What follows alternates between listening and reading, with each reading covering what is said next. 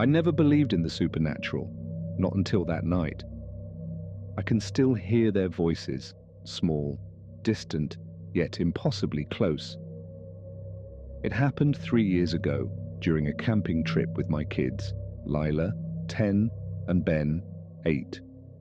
We decided to spend the weekend in Pine Hollow, a dense, ancient forest about an hour from our town. I wanted to escape the noise of the city and give them an adventure. Looking back, I'd do anything to have stayed home that night. We pitched our tent near a clearing by a small stream. The forest was alive with sounds, crickets chirping, the rustling of leaves, the occasional hoot of an owl. It was peaceful, but there was something off. The woods felt too quiet at times, as if holding its breath.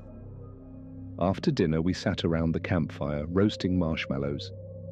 Lila pointed out shapes in the shadows, her imagination running wild. "Dad, that tree looks like a face," she said, giggling. I glanced at it. A knot in the bark did resemble eyes and a gaping mouth. "It's just a tree, sweetheart," I replied, trying to ignore the uneasy feeling in my gut.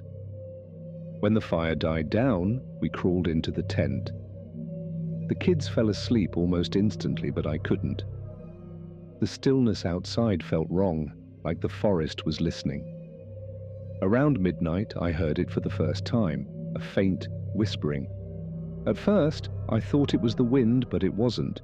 It was too rhythmic, too deliberate, like voices murmuring just beyond comprehension. I stepped outside, flashlight in hand. "Hello?"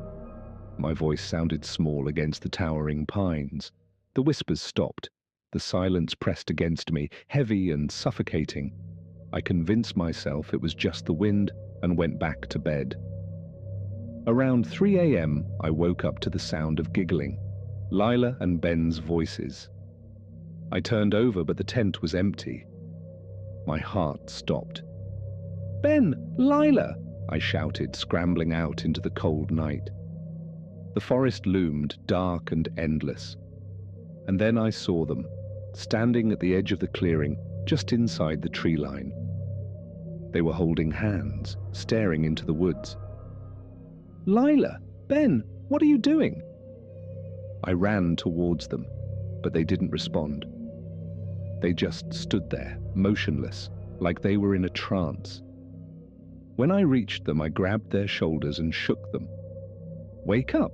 What are you doing out here?" They blinked, confused, as if waking from a dream. "I heard them calling," Lila whispered. Her voice was trembling. "They said they needed help." "Who said that?" I demanded, my flashlight scanning the woods. There was nothing, just trees and shadows. "The kids," she said. "They sounded scared." A chill ran down my spine. "We're going back to the tent now," I said, trying to keep my voice steady. But as I turned, the whispers started again. Louder this time, clearer. They were coming from deeper in the forest. I should have walked away. I should have packed up and left. But something compelled me to follow the sound. I told the kids to stay put, to stay together. I didn't know what I was looking for, but the whispers were drawing me in, pulling me deeper into the woods. About 50 yards in, the trees opened up to another clearing. In the middle stood an old, rotting swing set, its chains swaying despite the still air. Around it, scattered in the dirt, were toys, rusted trucks, dolls with missing limbs, a tiny, stuffed bear. I froze. The whispers stopped. The silence was deafening. Then, from behind me, a child's voice whispered, "Play with us." I spun around, but there was no one there. My flashlight flickered and went out. Panic surged through me as the whispers returned, louder, angrier. They were all around me now. And then I saw them. Figures emerging from the trees, children, dozens of them, their faces pale and their eyes hollow. They were watching me, unmoving, their whispers merging into a low, guttural chant. "Play with us," they said in unison, their voices echoing in my head.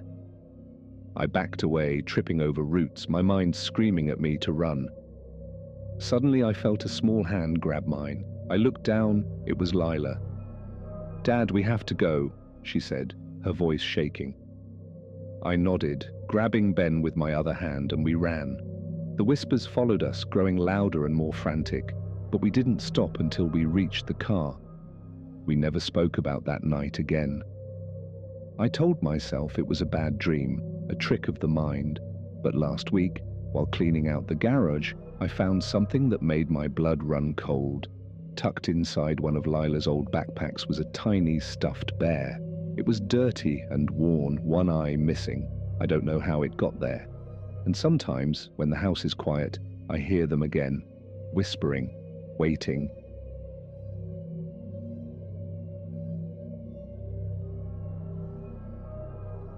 If you ever find yourself near Pine Hollow, don't stop, and whatever you do, don't listen. I wish that was the end of it, but Pine Hollow isn't a place you just leave behind. It follows you. It's with you in the silence, in the shadows, in the moments when your guard is down. A month after we got back, Ben started drawing. At first, it seemed innocent, stick figures, trees, and scribbles that looked like campfires. But then the pictures became darker. He drew children with empty eyes, standing in circles, holding hands around something I couldn't make out. When I asked him what it was, he shrugged. "Just the kids from the woods," he said, like it was the most natural thing in the world. But the worst part, the drawings weren't just from his imagination. I recognized that swing set, the rusted toys. He hadn't seen them that night. He was in the tent. So how did he know? And then there was the night I heard the front door creak open at 3 a.m. My heart stopped. I ran downstairs shouting for the kids, but they were both in their rooms, sound asleep. The door was wide open, cold air blowing in. And on the porch, lying there like a cruel joke, was that stuffed bear. I don't know how it keeps coming back. I burned it once, watched it turn to ash in the fire pit out back. But 2 days later, it was sitting on the coffee table, untouched, unscathed. That's when I stopped trying to fight it. Now, I just live with it. The whispers, the bear, the feeling that someone or something is watching us, waiting for the right moment. I'm sharing this because maybe someone out there has answers. Or maybe I'm just hoping to warn you before it's too late. If you ever hear the whispers, if you see a clearing in the woods with toys no one should have left behind, turn around, walk away, run if you have to. Because once you've heard them, once they've found you, there's no escaping Pine Hollow. And they're always waiting for you to come back.